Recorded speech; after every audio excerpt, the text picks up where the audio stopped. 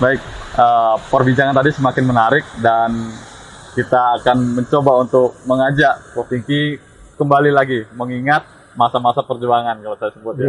Karena bagaimanapun juga tren sekarang dari 8 kategori program yang kemarin disampaikan di Expose itu sudah mulai meningkat.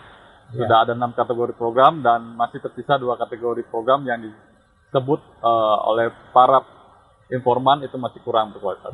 Nah, tapi saya ingin mencari tahu tuh Prof, kenapa sampai Bappenas mengajak KPI untuk terlibat dalam program prioritas ini? Karena setahu saya memang kualitas program siaran ini menjadi salah satu program prioritas Bappenas. Dan kemudian apa sih urgensi KPI kemudian yang mengajak 12 perguruan tinggi negeri untuk terlibat dalam riset ini? Saya mungkin mulai dari kenapa 12 perguruan tinggi negeri dilibatkan gitu ya dalam kegiatan ini. Yang pertama karena ketika kita membuat desain penelitian ini dan skop atau cakupan penelitian ini adalah nasional, seluruh Indonesia. Jadi sebetulnya aspek teknis metodologi sebetulnya. Jadi bagaimana kita bisa mengcover ya seluruh Indonesia. Nah untuk itu saya kira perlu bantuan dari sejumlah pihak gitu kan, yang bisa melakukan pengumpulan data yang bisa melakukan pengumpulan data untuk membantu. Nah, siapa yang bisa melakukan pengumpulan data tentunya adalah orang-orang yang kita anggap mampu, punya kompetensi di bidang komunikasi, seperti itu kan, juga pengetahuan tentang penyiaran. Nah, untuk itu makanya kita pikirkan bagaimana kalau misalnya kita ikut sertakan sejumlah perguruan tinggi yang ada di setiap kota. Kebetulan kita tentukan 12 kota, dan setiap perguruan tinggi di 12 kota itu kita libatkan sebagai perwakilan tiap-tiap wilayah di Indonesia gitu. Satu, dan yang kedua adalah untuk mendapatkan tadi ya tenaga-tenaga peneliti ya yang bisa mengcover itu, pengumpulan data dan sebagainya. Kalau KPI sendiri kan tidak terlalu punya SDM yang sebanyak itu kan. Nah, oleh karena itu dibuatlah sebuah kerjasama dengan 12 perguruan tinggi negeri, umumnya negeri itu ya, di Indonesia ini. Dan alhamdulillah itu bisa dilakukan gitu kan, bisa diwujudkan, direalisasikan kerjasama itu, dan kemudian kita susun lagi untuk teknis di lapangan seperti apa ya, bagaimana mereka melibatkan, bagaimana mereka harus melakukan pengelolaan segala macamnya. Teknis metodologinya seperti itu. Dan sampai sekarang keterlibatan 12 perguruan tinggi ini masih terus berlangsung. Nah, itu sangat membantu sekali untuk mendapatkan data di 12 wilayah di Indonesia ya, yang relatif bisa mewakili seluruh wilayah di Indonesia. Seperti itu. Nah, dunia komunikasi ini kan memang fluktuatif ya, Prof. Penyiaran ini fluktuatif dan sangat memungkinkan untuk selalu berkembang kan gitu. Trennya itu akan selalu berkembang, dan sekarang di KPI sendiri itu sudah selalu membicarakan tentang bagaimana kesiapan dari analog switch off kan gitu. ASO. Kita mulai masuk ke digitalisasi penyiaran. Nah, melihat fenomena perkembangan ini, Prof, langkah-langkah apa sih yang seharusnya atau perlu juga KPI untuk memandang gitu kan visi kedepannya itu, karena tidak mungkin lagi nih penilaian kualitas program siaran itu hanya berhenti di televisi yang sekarang di masyarakat melihat yaitu analog kan gitu. Dan ke era ke depan otomatis dengan perkembangan zaman, perkembangan teknologi, masyarakat sudah mulai melihat tayangan ataupun melihat program-program itu ada di kanal-kanal aplikasi multimedia kan gitu. Itu idealnya seperti apa, Prof? Untuk KPI sendiri? Kalau untuk KPI saya pikir tetap prinsipnya pada yang sudah ada gitu ya. Digital switch itu kan hanya perpindahan gitu teknologinya gitu. Jadi platformnya dari analog ke digital. Tapi fungsi-fungsi penyiaran dan sebagainya itu kan tidak berubah sebetulnya. Di KPI. Jadi sama aja sebetulnya. Jadi orang akan lebih banyak bisa menilai lebih lebih baik mungkin ya, karena apa namanya, hasil dari tayangan menggunakan teknologi digital lebih baik gitu ya, Ya, dari lebih analog. Mungkin canggih. itu akan mempengaruhi juga bagaimana pendapat atau persepsi publik gitu ya terhadap Kepuasan dari ya, untuk iya. menikmati Kepuasannya tayangan. pasti lebih, tapi kan mungkin dengan adanya digitalisasi ini gitu ya, Ya. yang tadinya tidak terlihat mungkin sekarang terlihat karena akan lebih bagus, lebih sempurna gitu ya, sehingga mungkin ya Ya.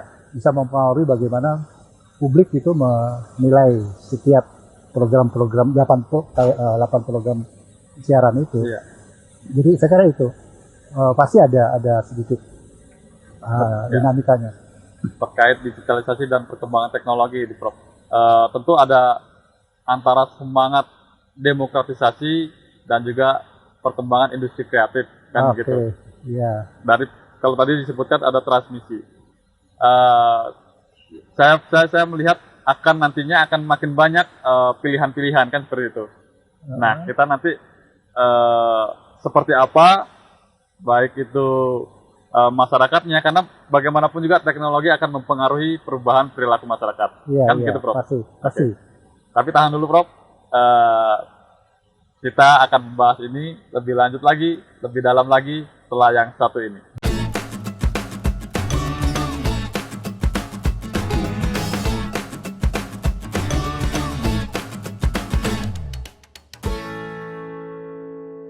Baik, kembali lagi di seputar penyiaran. Perbincangan semakin menarik, terutama kita sekarang sudah memasuki era digital, kan begitu, Prof. Dan di KP sendiri sudah konsennya untuk mengawal bagaimana analog switch off ini bisa berjalan dengan lancar, dan masyarakat sudah bisa mengetahui transmisi dari penggunaan televisi analog ke televisi digital. Dalam televisi digital ini tentunya seperti yang Prof ketahui gitu kan, kita tahu bersama akan semakin banyak konten-konten ataupun industri penyiaran, baik itu untuk pemulihan ekonomi dan juga untuk pemberdayaan culture gitu kan, kebudayaan, itu pasti akan ada tren yang positif. Nah, seperti yang saya tanyakan tadi mengenai demokratisasi penyiaran ini. Iya. Itu seperti apa dalam pandangan Prof Pinky? Oke. Demokratisasi dulu mungkin ya. Kalau demokratisasi di dunia penyiaran itu jelas kan. Itu kan sudah memang diatur ya dalam Undang-Undang Nomor 30 2002. Itu kan juga sebetulnya tersirat di sana tentang demokratisasi ini. Dan juga mungkin beberapa peraturan yang ada gitu kan, itu sebetulnya memfasilitasi atau mendorong agar dunia penyiaran ini itu ya, konten yang beragam, harus gitu ya, untuk menampung secara berimbang kepentingan masyarakat luas gitu kan, civil society dan seterusnya dengan dunia penyiaran. Itu harus berimbang seperti itu. Demokratisasinya sebetulnya di sana. Jadi itu yang harus dikawal terus sama KPI gitu, jangan sampai perimbangan ini itu berubah arahnya gitu ya. Jadi akan lebih berat ke satu pihak sebagai itu tidak. Jadi dia harus betul-betul bisa memonitor apa yang terjadi di dunia penyiaran ini, khususnya dalam soal bagaimana memberikan tempat seluas-luasnya bagi berbagai pihak gitu kan, untuk mengakses dunia penyiaran. Bukan stigma KP sebagai wasit. Bukan sebagai wasit, jangan sebagai wasit, tapi justru memberi pencerahan kepada segala stakeholder. Bagi stakeholder bagaimana memanfaatkan atau bagaimana mereka dalam hal memanfaatkan dunia penyiaran ini. Itu jadi harus betul-betul di tengah gitu kan, KPI di situ fungsinya. Nah itu kalau bisa 100% dilakukan itu baik sekali tuh. Jadi jadi betul-betul bahwa KPI itu mendorong demokratisasi itu. Akses publik terhadap dunia penyiaran itu memang harus, ya. Tapi tetap untuk kepentingan komersial dan industri tetap juga harus ada gitu kan. Jadi seimbang lah seperti itu. Menjamin adanya diversity of content gitu ya, konten yang beragam. Iya, itu yang utama gitu kan. keberagaman konten itu juga harus didorong. Jangan sampai naik mungkin KPI di sana lah. Ya. Yang keragaman konten itu yang harus didorong terus. Oke. Ya selama ini kan juga masih banyak pendapat gitu ya, bahwa masih harus dilihat lagi bagaimana, dievaluasi bagaimana gitu ya, keberagaman konten ini yang ada di sana. Oke. Saya kira itu. Saya kira sementara ini sudah mulai sudah bagus, cuman hanya dengan digitalisasi ini yang nantinya akan banyak channel dalam konteks MOOCs itu, nah itu juga harus dilihat tuh. Makin beragam dan Iya. tentunya ini menangkap peluang juga bagi industri penyiaran kan gitu. Iya. Terutama untuk yang ada di lokal, karena harapan dari keberagaman itu kan tidak lepas dari bagaimana pertumbuhan industri lokal. Oke, iya. Jadi dari segi bisnis mungkin tadi ditanyakan bagaimana dengan adanya digitalisasi ini, adanya televisi lah pada umumnya itu mendorong gitu kan, bagaimana seperti industri kreatif dan seterusnya gitu kan. Itu bagus, penting sekali tuh. Jadi saya kira peran televisi dari dulu memang seperti itu gitu ya, memberikan sebuah sebuah manfaat bagi masyarakat banyak untuk segala hal gitu. Antara lain tadi banyak sekarang dengan teknologi yang maju ini itu muncul berbarengan, ada mungkin ya saling pengaruh gitu kan. Kreativitas publik itu juga semakin meningkat, terbuka gitu, semakin meningkat dan terbuka. Banyak akses, banyak channel gitu yang dimanfaatkan buat mengekspresikan gitu ya, karya-karya karya-karya kreatif gitu ya di dunia penyiaran ini, di televisi ini. Karena sekali lagi bahwa televisi atau media televisi ini itu selalu disebut sebagai satu institusi yang mampu menampung ya aspek-aspek kultural, bisnis dan ekonomi sebagainya. Itu pentingnya. Jadi bukan main peran media sebetulnya. Nah, untuk dunia kreatif itu ya saya kira ini kesempatan sangat lebar gitu ya buat berbagai kalangan ya untuk bisa mengekspresikan karya-karya atau memberikan karya-karyanya gitu, karya-karya kreatifnya di televisi ini. Jadi mungkin kita bisa ambil Korea Selatan lah contoh, gitu ya. Korea Selatan itu karena media gitu ya. Kemudian yang disebut dengan Korean pop itu dan sebagainya itu menjadi luar biasa gitu kan. Nah itu adalah berkat kemauan gitu juga segala pihak, pemerintah, kemudian swasta dan seterusnya untuk mengembangkan apa yang sebetulnya menjadi sebuah primadona dalam kultur Korea ini yang bisa dijual gitu kan. Nah itu menarik gitu. Jadi itu ada, sekali lagi itu ada dukungan pemerintah terhadap kegiatan seperti ini. Kalau ini bisa juga diterapkan, ini kira baik sekali.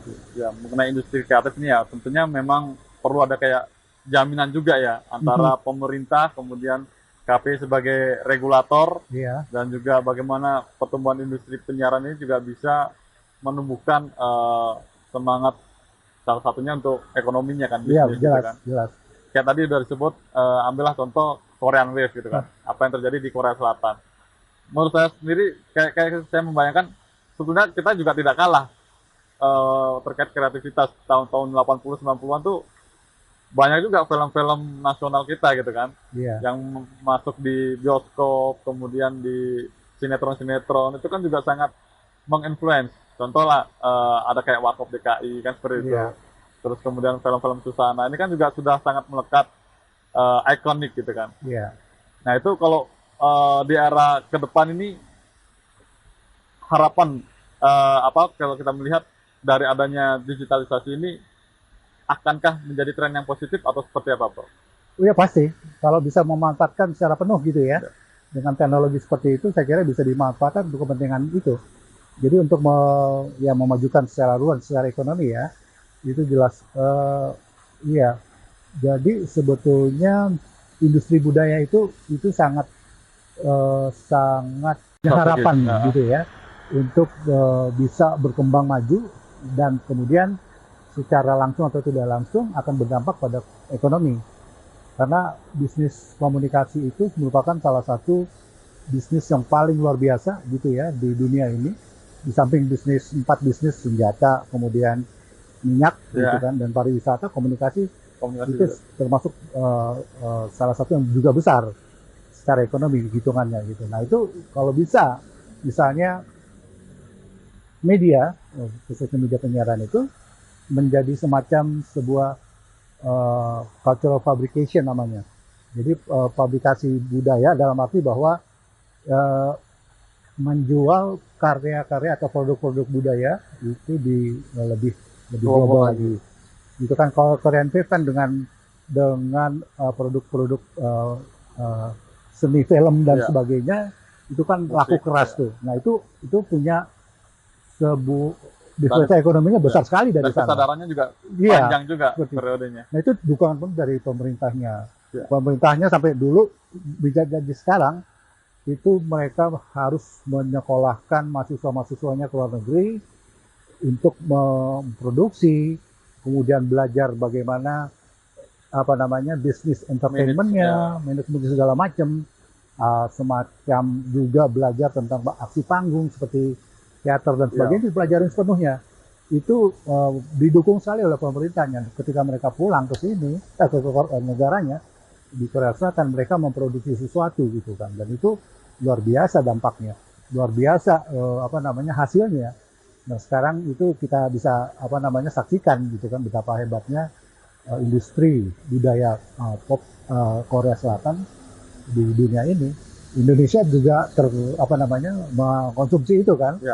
Nah itu juga berkat dukungan segala pihak gitu ya untuk hal ini. Kalau di Indonesia juga diterapkan seperti itu, ya artinya lebih serius lagi gitu kan, lebih intens lagi gitu kan, tidak bosan-bosannya untuk mendorong, memotivasi gitu kan para kreator ini ya yang memanfaatkan materi-materi budaya yang ada di Indonesia menjadi sesuatu produk